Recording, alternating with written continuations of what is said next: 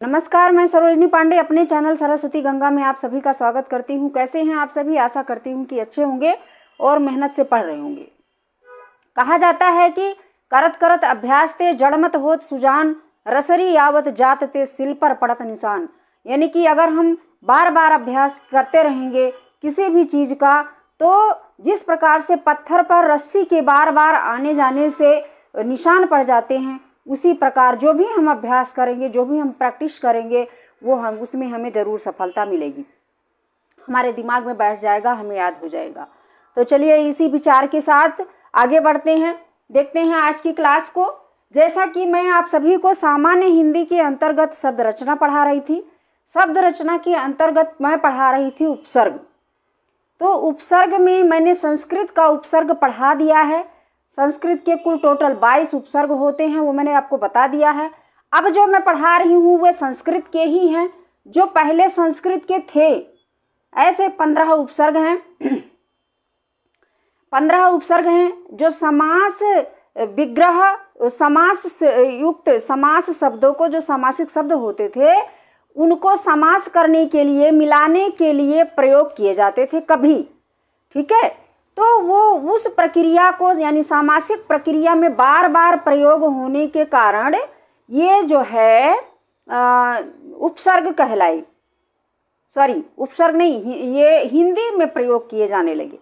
ठीक है, बार बार प्रयोग किए जाने के कारण, सामासिक प्रक्रिया में बार बार प्रयोग किए जाने के कारण ये इतने प्रचलित हो गए कि इनका प्रयोग हिंदी में किया जाने लगा। ठीक है, तो आइए देखते हैं। पिछला, इससे पहले एक वीडियो बनाया था, उसमें मैंने 10 ऐसे उपसर्गों को पढ़ा दिया है जो प्रचलित होकर हिंदी में प्रयोग किए जाते हैं। 5 बच गए थे जिसे मैं इस वीडियो में बता रही हूँ। आइए चलते हैं, देखते हैं। ये मैंने लिख रखा है, देख लीजिए। संस्कृत के अन्य उपसर्ग हैं जो संस्कृत के में काउंट नहीं होते, लेकिन कभी कभी मैंने पेपर उठा के देखा है, कुछ परीक्षाओं में ऐसे पूछे गए हैं कि ये कौन सी भाषा के उपसर्ग हैं, तो इसलिए मैंने इसको पढ़ाना उचित समझा है। तो आइए देखते हैं, ज़्यादा देर न करते हुए। ये है हमारा 11वां उपसर्ग। ठीक है, ये 12 हो गया, ये 13 हो गया, ये 14 हो गया और ये 15 हो गया। ठीक है, 10 मैंने पिछले वीडियो में पढ़ा दिए थे। तो ये जैसे पूरा है, पूरा का अर्थ ये होता है, जैसे कहते हैं ना पूरा काल, है ना, तो पूरा का अर्थ ही होता है पुराना या पहले का। ठीक है, ये इसका अर्थ होता है। और देखिए, इसे पूरा प्लस तन बराबर पुरातन, है ना। तन मूल शब्द है, इसमें तत्व मूल शब्द है, पूरा जोड़ दिया, पूरा तत्व हो गया। आप सबको पता होगा ना, जो बच्चे भूगोल पढ़ते हैं, पूरा तत्व क्या है वो भूगोल वाले बच्चे समझ रहे होंगे। ठीक है, पूरा वृत्त हो गया। ठीक है, वृत्त का मतलब आचरण, पहले की तरह। ठीक और उसके बाद 12वां है हमारा प्राक उपसर्ग।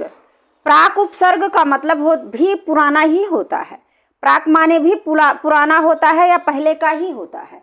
ठीक है, तो इसमें देखिए, जैसे प्राक प्लस ऐतिहासिक, प्राक प्लस ऐतिहासिक बराबर प्राग ऐतिहासिक, प्राक प्लस ऐतिहासिक बराबर प्राग ऐतिहासिक, ऐसे बनेगा ये। बाकी मिलाकर बनाया हुआ है, ये मैंने आपको संधि करके, वो विच्छेद करके बता दिया, संधि विच्छेद। ठीक है, इस प्रकार से बनेगा और फिर ये मिलाकर इस तरीके से हो जाएगा। तो ये इसमें कौन सा उपसर्ग छुपा हुआ है? संस्कृत का अन्य उपसर्ग है जिसे प्राक उपसर्ग कहा जाता है, जो हिंदी में प्रयोग किया जाता है। प्राक्थन हो गया। प्राक्थन, प्राक तो है ही, इसमें कथन भी जुड़ा हुआ है। सॉरी, ये रह गया, वो छूट गया मेरा, कथन। ठीक है, प्राक कथन, कथन मूल शब्द है, प्राक इसमें उपसर्ग जुड़ गया, हो गया प्राक कथन, पहले की प्राचीन कहावत। प्राक कथन का मतलब क्या होता है? प्राचीन कहावत। ठीक है, उसके बाद है प्राग वैदिक, पुरानी जो वेदों की बातें थी। ठीक है, वेदों में कही जाती थी पुरानी बातें, वो प्राग वैदिक होती हैं। ठीक है, तो ये इन सब में जो है ये प्राक उपसर्ग जुड़ा हुआ है, जिसका अर्थ होता है पुराना। उसके बाद है चिर, कहते हैं ना चिरंजीवी भव, चिरंजीवी भव, तो चिरजीवी भव यानी बहुत दिनों तक जीवित रहो, ये होता है। ठीक है, चिर स्थायी, बहुत दिनों तक स्थायी रहो, स्थायी रहेगा, यानी कोई वस्तु हो, कोई स्थान हो, है ना, तो उस चीज को स्थायी रहने के लिए बोला जाता है। चिरजीवी, किसी मनुष्य को, बच्चे को कहा जाता है चिरजीवी भव, चिरजीवी हो यानी कि बहुत दिनों तक जीवित रहो। चिरायु माने बहुत लंबी आयु, चिरायु का मतलब चिर प्लस आयु बराबर चिर आयु, यानी कि बहुत लंबी आयु हो। ठीक है। चिर परिचित यानी कि बहुत पुरानी परिचय है हमारा आपसे, हमारा आपसे बहुत पुराना परिचय है, उसे कहते हैं चिर परिचित। ठीक है। उसके बाद अगला है सह। सह का अर्थ ही होता है साथ, ये संधि में प्रयोग किया जाता है, तृतीया विभक्ति लगती है इसमें, लेकिन ये हिंदी में आ गया, हिंदी में प्रयोग किए जाने लगा है तो संस्कृत का, तो इसका साथ होता है। जैसे सहपाठी, सहपाठी का मतलब साथ पढ़ने वाले विद्यार्थी, सहपाठी। सहमति, सबके सहमति। ठीक है ना, यानी कि जितने लोग हैं सब साथ दे रहे हैं, वो सहमति। मति माने विचार। ठीक है। सहोदर यानी कि सगा भाई, सहोदर भाई माने सगा भाई। ठीक है। सहोदर का मतलब बता दूं मैं आपको, देखो सह प्लस उदर। ठीक है। सह उदर का उदर माने पेट होता है, यानी कि जो बच्चा एक ही माँ के पेट से जन्म लेता है उसे सहोदर भाई कहते हैं। जब दो भाई एक ही माँ के होते हैं, एक माँ से पैदा होते हैं, तो उन्हें सहोदर भाई कहा जाता है। उसका संधि विच्छेद ऐसे होता है। ठीक है। सहचर, साथ विचरण करने वाले, साथ विचरण करने वाले। सहचर, सहचर का मतलब सखी भी होता है। सहचरी, सहचर माने साथ रहने वाला सखा, सहचरी माने साथ रहने वाली सखी। ठीक है, वो भी होता है। तो सहयोग यानी कि सबका सहयोग, सबका साथ। सहयोग का मतलब सबका साथ। ठीक है। तो अब समझ में आया कि सह का अर्थ होता है साथ। ठीक है। ऐसे ऐसे जुड़ा हुआ होता है। लास्ट का है 15वां सम।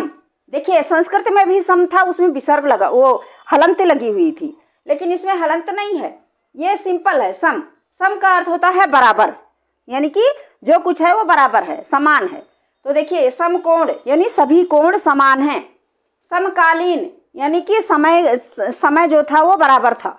समकालीन का मतलब अभी अभी का है ना, जब भी हुआ हो तो वो समय, उस समय को बराबर कहा जाता है, यानी कि उस समय के हिसाब से वो बराबर था। ठीक है, ये कहा जाता है। समसामयिक यानी तुरंत की घटना। ठीक है।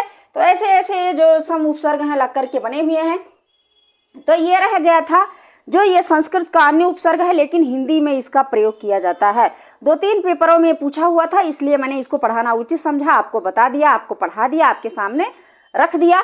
अब बात आती है कि आप कितना एक्सेप्ट करते हो, कितना ग्रहण कर पाते हो। ठीक है।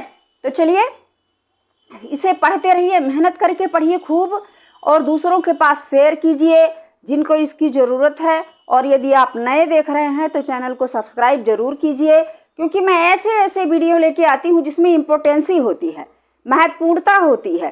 ये मैं फालतू की चीज़ें इसमें वीडियो में अपने नहीं रखती हूँ, ज़रूरत होती है सिर्फ आपको पढ़ने की। ठीक है। तो चलिए मिलते हैं अगले वीडियो में, तब तक के लिए धन्यवाद।